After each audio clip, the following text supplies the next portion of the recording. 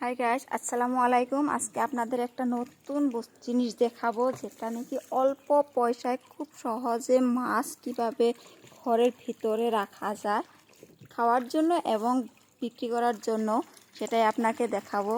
এই দেখেন কি সুন্দর মাছগুলো।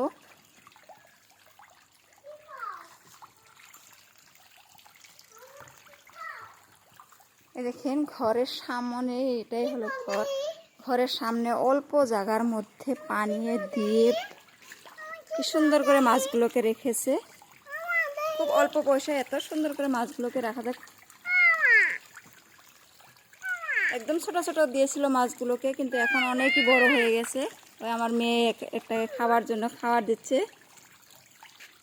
ও মাছ খুবই ভালোবাসে, যে জন্য খাওয়ার জন্য ও নিজেই নিয়ে আসলো।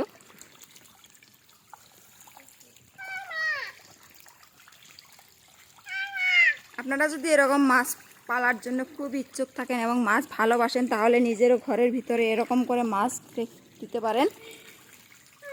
এতে আপনাদের টাকাও আসবে এবং মাছও খাওয়ার জন্য মাছ অ্যাভেলেবেল হবে।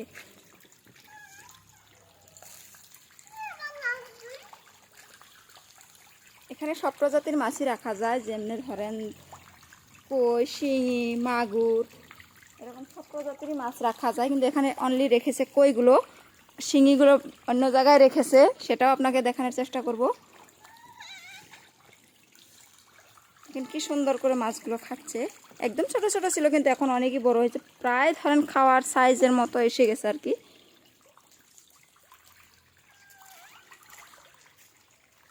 চলুন এখানে আবার আপনাকে দেখাবো শিঙি মাছগুলোকে।